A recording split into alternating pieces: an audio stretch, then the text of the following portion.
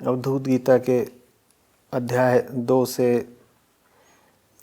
श्लोक क्रमांक 11, 12, 15 और 16 को उद्धृत कराए। ये सारे ही श्लोक सीख दे रहे हैं, हिदायत दे रहे हैं संग्रह संचय के विरुद्ध। ठीक है, कह रहे हैं जो तुम इतना बचा के रखते हो, इतना संग्रह करते हो, ये मूर्खतापूर्ण तो है ही, ये तुम्हारा बंधन भी है। ऐसा कह रहे हैं ये सब श्लोक। तो प्रश्नकर्ता कह रहे हैं कि श्लोक तो सिखा रहे हैं कि संग्रह से जीवन कठिन हो जाता है और ये सब संग्रहित धन दूसरे ही भोगते हैं, लेकिन मैं अपना जीवन देखता हूँ तो दिखता है कि मैं तो जीवन की सुरक्षा के लिए संग्रह करता हूँ और मुझे संग्रह से फ़ायदे भी खूब हुए हैं। संग्रह से जीवन में परिवार की शिक्षा, अपना घर आदि बनाना, ये सब काम पूरे हो गए और इधर उधर की परेशानियों से बचने में मदद मिली। तो अवधूत गीता की जो सीख है और मेरा जो अनुभव है, इनमें मुझे विरोधाभास दिखता है। तो बताइए, ये प्रश्न पूछ रहे हैं। आपके प्रश्न का आधार क्या है? आपका विरोधाभास कहाँ दिख रहा है? संग्रह के खिलाफ अवधूत गीता यही तो कह रही है कि संग्रह करोगे तो दुख भोगोगे और तुमने जो संग्रह करा है वो तुम्हारे काम नहीं आने का। और आपका अनुभव क्या है कि आपने संग्रह से परिवार की शिक्षा कर ली है, अपना घर बना लिया और ये सब कर लिया है। तो आपके साथ वही तो हुआ है जो अवधूत गीता कह रही है, दुखी तो भोगा है। आपके दावे का कुल आधार यह है कि आप मान रहे हैं कि आपने ये सब जो जिंदगी में अपनी नज़र में बड़े बड़े काम कर रहे हैं, ये सुख वाले काम हैं। तो अवधूत गीता कह रही है जो संग्रह करते हैं वो दुख पाते हैं, और आप कह रहे हैं नहीं साहब, हमने सुख नहीं पाया। देखो, हमने संग्रह करा तो हमने परिवार खड़ा करा, घर खड़ा करा, बच्चों की परवरिश करी, तो हमने थोड़े ही दुख पाया है। अवधूत गीता गलत है। अवधूत गीता क्या बोल रही है? संग्रह करोगे तो दुख पाओगे। पर हमारी जिंदगी में देखिए, हमने संग्रह करा तो हमने क्या क्या पाया है।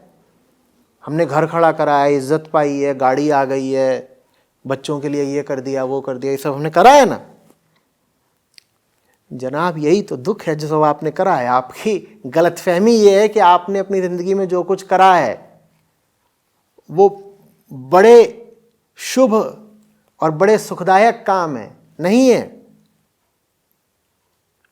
हाँ, सामाजिक चलन ये है कि ये सब काम बड़े सम्माननीय माने जाते हैं। माना जाता है कि आपके पास अपना घर है और ओहदा है, रुतबा है, तो आप बड़े श्रेष्ठ आदमी हैं। आप श्रेष्ठ सामाजिक जगत में हो सकते हैं, आंतरिक जगत में आप कहाँ से श्रेष्ठ हो गए? और आंतरिक जगत में इसीलिए नहीं श्रेष्ठ हुए क्योंकि वो सब करते रहे जिसका नकार और जिसका विरोध अवधूत गीता ने करा हुआ है। आप जो पूरा दावा कर रहे हैं अवधूत गीता के खिलाफ, दत्तात्रेय के खिलाफ, उस दावे का आधार है अपने जीवन की उपलब्धियों में बड़ा विश्वास। आप कह रहे हैं मुझे देखो, मैंने संग्रह किया, मैंने कमाया, मेरा परिवार देखो, मेरे बच्चे देखो, मेरा घर देखो, मेरा महल देखो, मेरा रुतबा देखो, मैंने वो सब कुछ किया जिसकी मनाही कर रहे हैं दत्तात्रेय, और फिर भी देखो मैं तो सुखी हूं। आप सुखी हैं वाकई? अगर आप सुखी हो ही तो भली बात, अवधूत गीता में आग लगा दीजिए।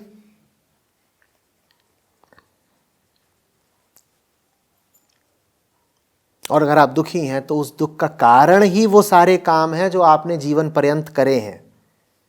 क्यों आप अपने आप को इस गलत फहमी में रखे हुए हैं? कि ये सब कुछ जो आपने अपने चारों ओर खड़ा कर रखा है ये आपके सुख का कारण है। जानते नहीं है क्या आप कि यही तो आपके गले का फंदा है। खुद ही भोग रहे हैं, खुद ही अनुभव कर रहे हैं, लेकिन फिर भी यहां दावा ये कर रहे हैं कि देखो मैंने तो जो सब धन का संचय करा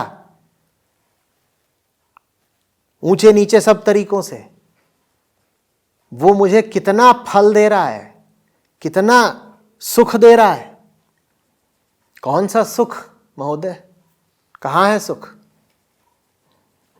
और मैं कोई नहीं हूं जो जबरदस्ती आपको मनवाऊं कि आप सुखी नहीं हैं। आपको अगर स्वयं यह विश्वास है ईमानदारी से कि आप सुखी हैं तो ठीक बात, आप जीते, गीता हारी।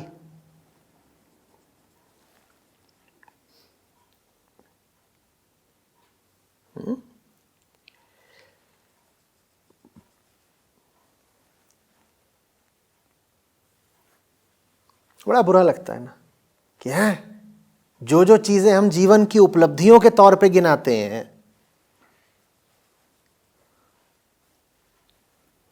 वही हमारी गर्दन से लटका हुआ पत्थर है। हां, ऐसा ही तो है, और क्या।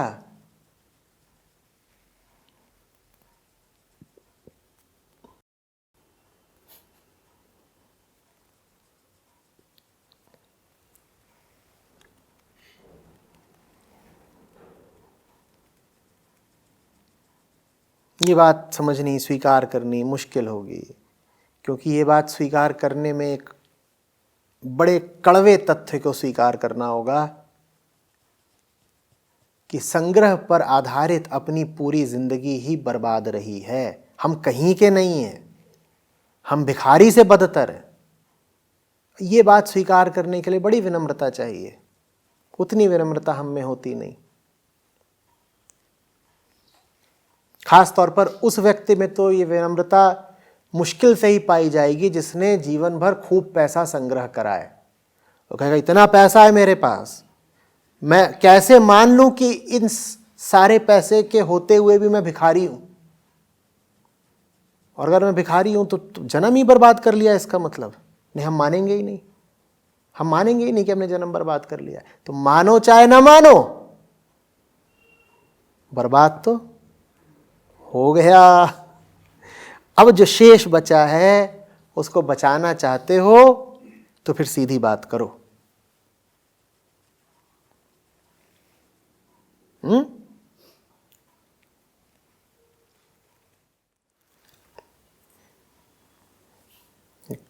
पुरानी कहानी है अफ्रीका की तरफ से।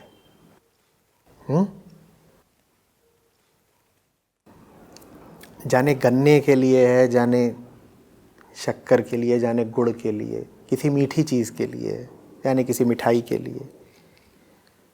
वो कहती है कि जब मीठा मिले तो खा लो, खा लोगे तो तुम्हारा होगा, नहीं खाओगे तो मक्खियों का होगा। ये संग्रह के खिलाफ सबसे आधारभूत सीख है, समझ लो। तुम्हारे जीवन में अगर मक्खियां ही भरी हुई हैं बहुत सारी और भिन्ना रही हैं बिल्कुल, और जीना मुश्किल कर रखा है, हैं भिन भिन भिन भिन भिन भिन भिन भिन भिन भिन भिन भिन एकदम खोपड़ा खा गई हैं, तो इसका मतलब यह है कि तुमने बहुत सारा गुड़ इकट्ठा कर लिया है।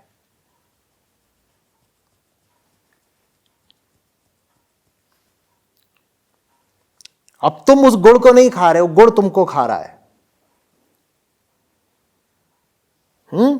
आपके जीवन में जितनी भी मक्खियां हैं वो इसीलिए हैं क्योंकि आपने गुड़ इकट्ठा कर रखा है।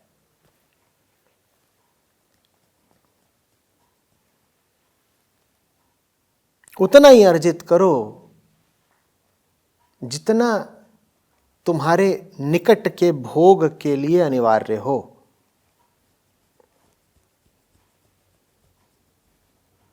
ऐसी चीज तो अर्जित करो ही मत जिसकी कामना तुमसे ज्यादा मक्खियों को हो। संग्रह की भी जब बात होती है तो उसमें कौन से संग्रह का निषेध किया जाता है? ऐसी चीज मत इकट्ठा करो जो तुम्हें जितनी प्यारी है उतनी ही प्यारी मक्खियों को भी है। और हम तो ऐसी चीजें इकट्ठा करते हैं। जब ऐसी चीज इकट्ठा करोगे तो तुम्हारे जीवन में तमाम मक्खियां प्रवेश कर जाएंगी। और मक्खी लिपटी किससे हुई है? गुड़ से। तुम्हें क्या लगेगा?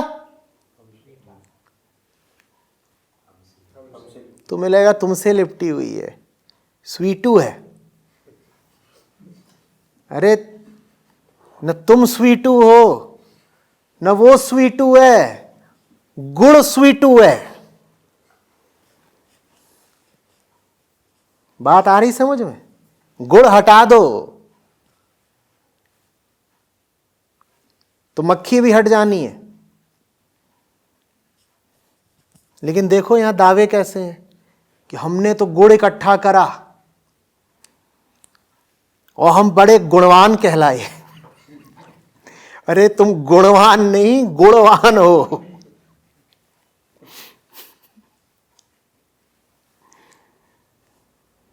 समझ में आ रही है बात?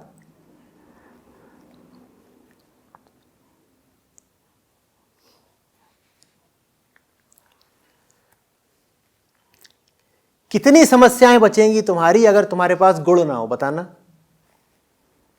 बोलो। तुम्हारे पास गुड़ ना हो तो समस्याएं भी रहेंगी गई।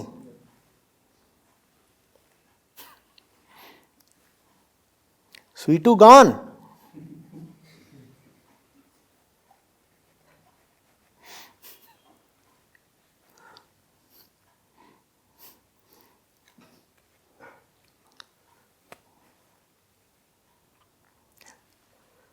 अब अगर तुम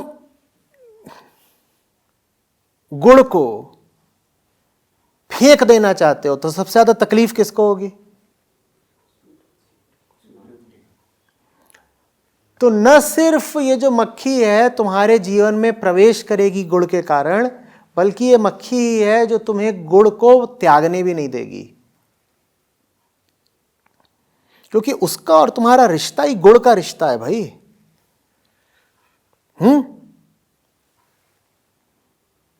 जहां तुमने कोशिश की गुड़ को त्यागने की, सबसे ज्यादा शोर कौन मचाएगी?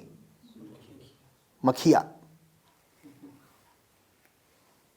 आ रही बात समझ में? अध्यात्म तो और कुछ है ही नहीं।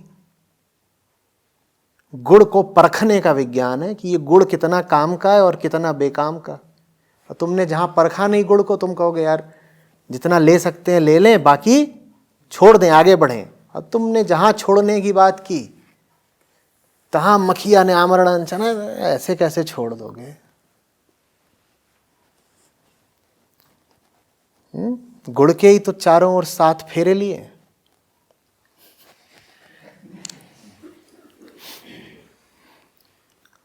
पूरा खेल ही इसी का था।